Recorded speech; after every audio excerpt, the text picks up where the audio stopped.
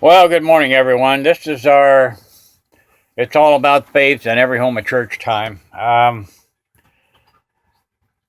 Usually, I get up in the morning and have my coffee and splash water on my face and kind of get halfway squared away before I start my lessons. And I try to listen to some kind of music to put me in a good mood of a morning, this morning or yesterday morning. I listen to Willie Nelson, the City of New Orleans, and sometimes I like to hear Patty Cline in A Country Railroad. Beautiful song. And for some time, I've been working on my manuscripts and making videos about travel and doing this and doing that. And I'm afraid I've been a little bit slothful about my responsibility to my Christian work. Not good to do that. My Bible lessons and study are my responsibility, and I've been sidetracked on getting my written books published and finished, and these travel videos that I've made, and God's been patient with me. He has, but it kind of reminds me of Jonah and the fish. You know, he gave Jonah a job.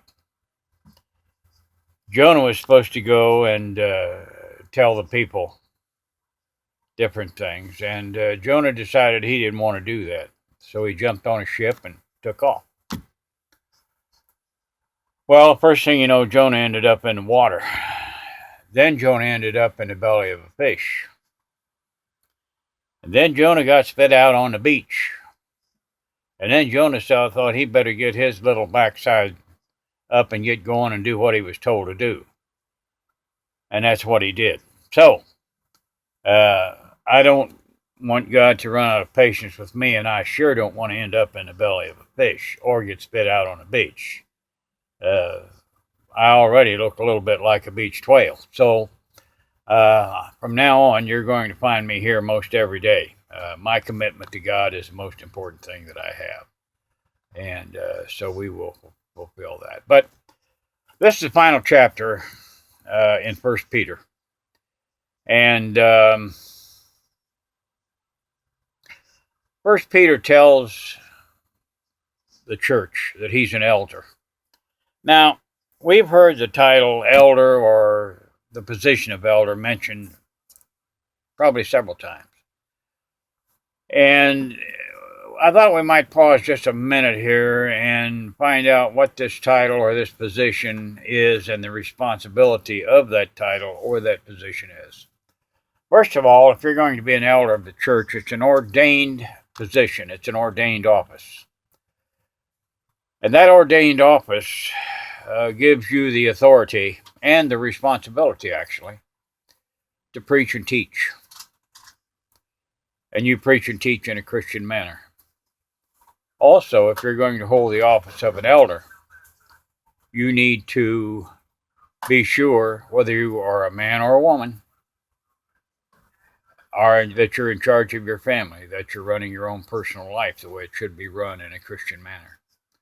So he tells these elders to preach and teach to the church and to do it willingly, and not for something called filthy lucre, which is money. And you know, I got to thinking about that. And let's bring that forward into our time. And I personally, being old, my wife tells me I'll be 77 on the 1st of November. I hate to admit that, but I'm lucky to have lived this long. But I have personally seen men and women teach and preach and fulfill their responsibility to God, or try to, and do it for almost no compensation. I've seen pastors work in perhaps a little church, and sometimes not so little a church.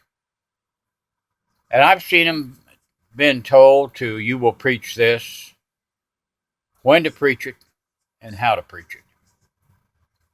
And that always kind of rubbed me the wrong way, because if God calls you to do something, He will put the words in your mouth and the desire in your heart. And the guy that holds the keys to the car that you use to go see a sick woman, if they don't want you there, they need to get rid of you. If they do want you there, they need to give you the keys and leave you alone, let you do your job. Of course, that's just my opinion. But Peter tells these elders to teach and preach. He tells the young to obey and to learn. He tells the young and the old to submit and be humble before God, and to cast your cares before God, because God cares for you. Now also, we need to know that Satan, the adversary, walks to and fro, and he will destroy and seek to destroy whom he may. So in closing this few verses in chapter 5, at the end of 1 Peter, he says this: "Peace be with you all that are in Christ Jesus." And that's how he closes the chapter. Now, friends, I heard this preached this morning as I was taking my wife somewhere this morning, early, very early. And this preacher, very good preacher, I don't have any idea who he was, but he said this: anytime you will notice, anytime that you receive a blessing or something good happens that God has done, you can bet your bottom dollar that whether it's right then, an hour from then, a week from then, or a month from then, Satan is going to try to tempt you and is going to try to do something to spoil that good thing that God has done, that blessing that you've received. So be wary. Be wary. So that's it for today. Remember, everybody has 10 minutes a day for God, and